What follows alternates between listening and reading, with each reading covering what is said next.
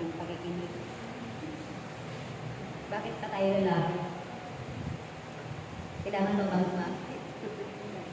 Kailangan ba bang lumapit? Amen. Ayan. Kaya nga tinatanong natin kanina, tanong ng ating lingkod, ating worker, ating speaker, ano ba yung sinabi niya? Kailangan ba tayo Lumapit. Hindi. Hindi yun ang tanong na. Ako yung ate ko ni. Ha? Nakalimutan ko tuloy.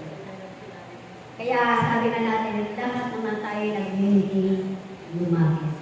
Kung nakalapit na tayo, yun, ang ibig sabihin, lumapit kayo na papagal. O, nung mga panahon ba noon, nung tayo lumapit, ano ba yung dala-dala natin? Diba isang bigwang na problema? Diba yun naman talaga? Gabundok. Gabundok talaga. Hindi talaga, ay naku, sabi na natin talaga. Lahigit pa sa chocolate. Siguro, yun talaga siguro mga panahon noon, wala tayong Diyos. Gabundok. No?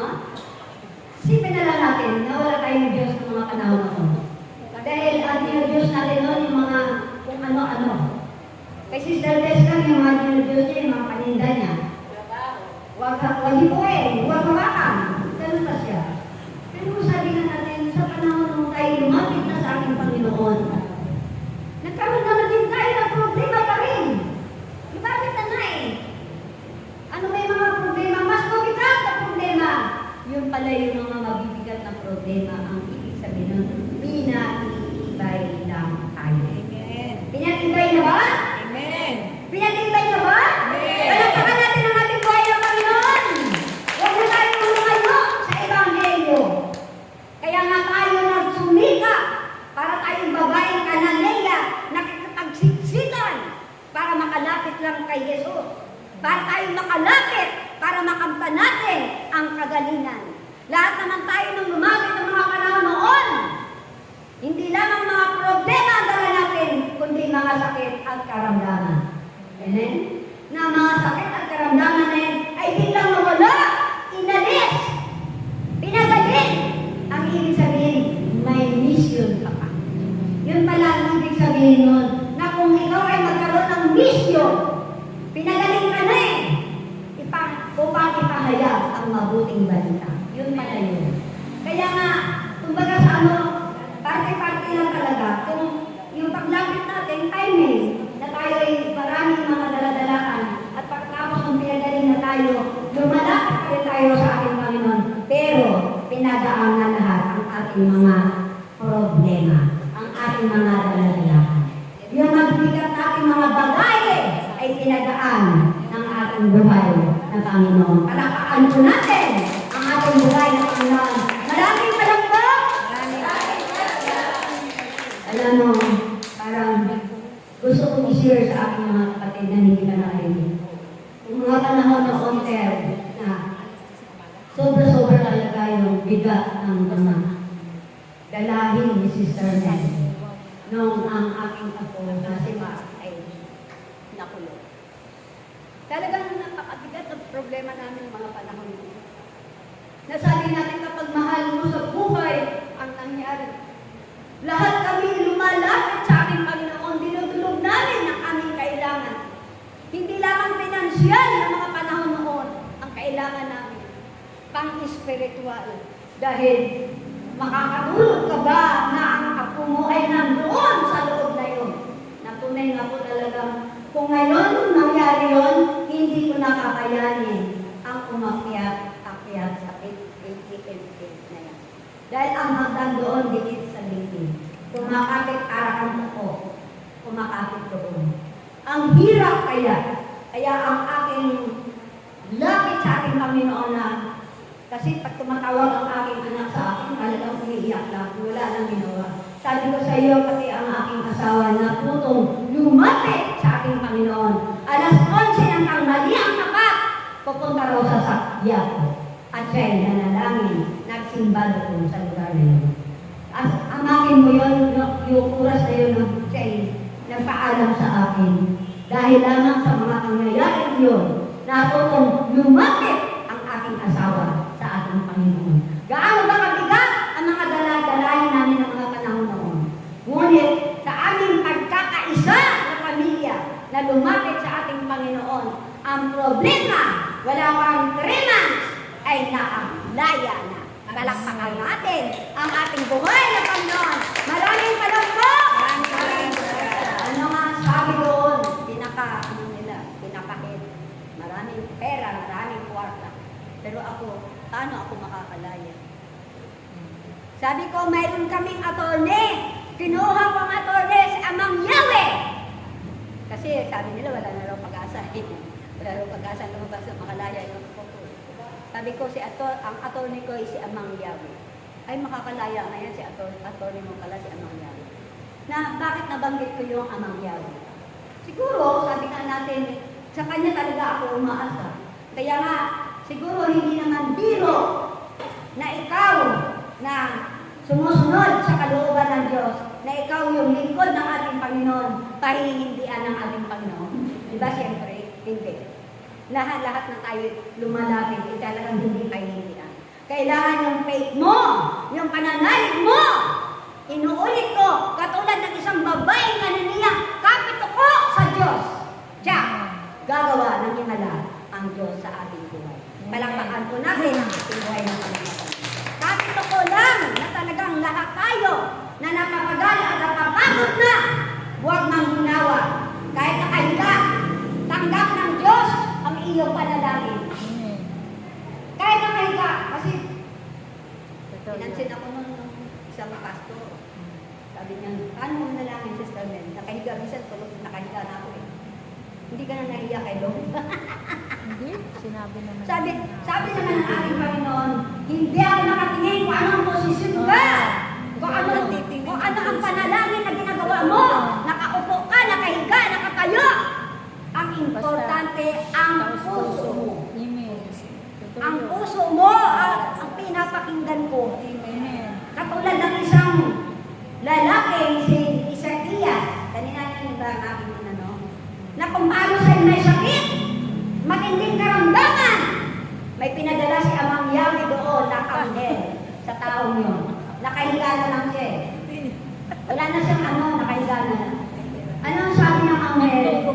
Pinararating sa'yo ni Amang Yahweh, pinararating sa'yo ng ating Diyos, na ikaw ay mamamatay na.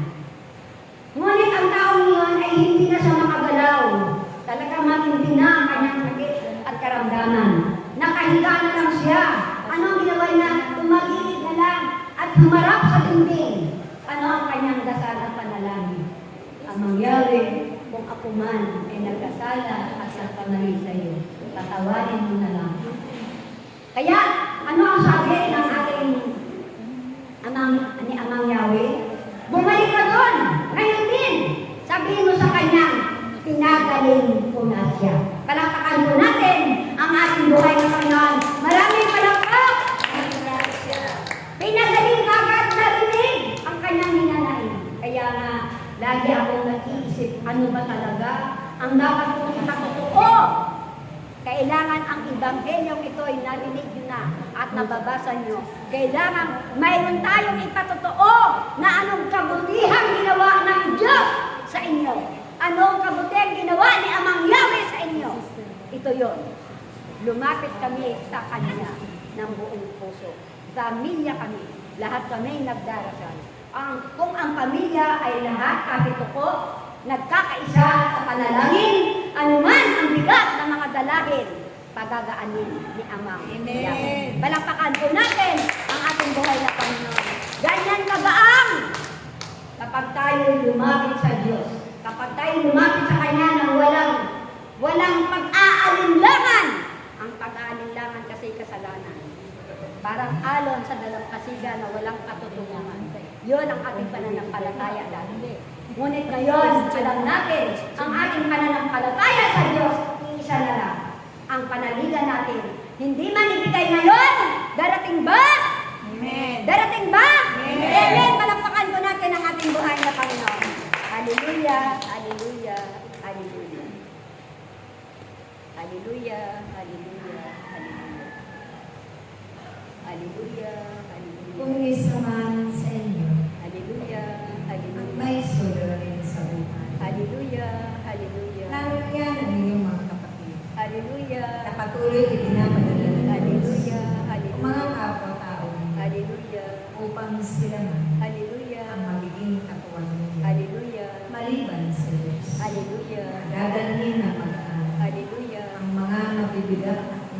Hallelujah.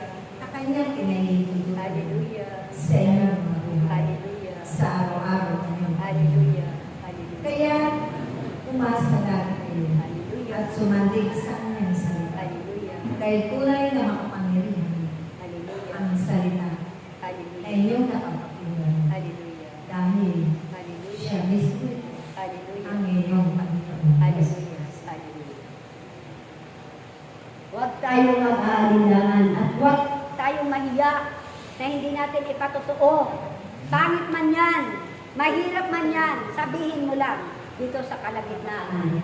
nasabihin mo sa ating amang Yahweh, ano man ang iyong problema, champion. Kanina kung bakit nalaala ko yun, hindi naman ako mahilig magbasa ng Mga panahon noon.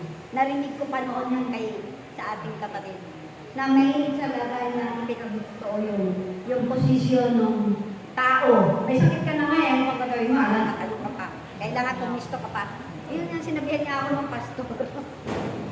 Hindi ka na nahiya kay Amon Yahweh, nakahiga ka ka magdasal. Nasa Eh, Bible kung yun naabot, eh. kung naabutan ka na ba sa pagiga? Kasi na anong itsura mong manalangin. Naalaala mo bang magdasal? Totoo yun.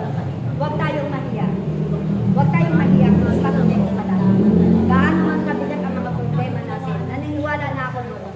Talagang hindi ko ikinahiya na isinare yung mga panahon noon. Mabigat ang dumating kay Sister Mel. Pero sabi nga natin, walang problema, hindi gagaan kapag lumapit ka sa Diyos. Pera, daming pera.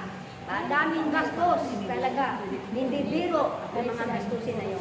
Sabi nga ng anak ko, paano ko na-survive yun nanay? O na-survive din natin. Talagang ipinasurvive tayo ng ating Panginoon. Dahil hindi naman tayo nagkamali kung saan tayo lumapit. Sa Diyos naman talaga eh. Wala naman talaga kaming nilapit ang iba, kundi sa Diyos. Bago ako lumapit sa tao, nagdarasal ako, tama yun. Bago ka lumapit sa taong kailangan mong hingan ng tulong, ipagdasal mo ang taong yan bago ka dumating doon. Nandoon na si Amang Yahweh, hipong-hipo na siya. Isang salita mo lang ay talagang inilabas na niya ang mga kaperahan niya. Amen! Tayo pagkano natin ang ating Panginoon. Nanimala kayo doon? Ako pa pinabilang. Totoo yun. Salansan yung pera niya, gulong-gulungan. Pero sabi nga natin, kay buti-buti ng Diyos. Alam mo, minsan sa totoo lang, kapag may problema kang malaki, parang ang pagdarasal mo, hindi lang trifle time. Paulit-ulit sa sabihin. Pero kung wala kang problema, ay, naku, pakanta-kanta ka lang. Parang ganun. Pero hindi dapat natin pagkawinan ang mga bagay na yun. Dahil tayo hindi na biro, tayo mga alagad ng Diyos na tagasunod sa Kanya. Kailangan seryosohin natin ang Kanyang mga pinagagawa, ang Kanyang mga inuutos. Tsak yun! Gagawa ba ng himala? Amen. Wala na akong sound. Amen. Palakpakan po natin ang ating buhay na Panginoon. Amen. Maraming salamat po.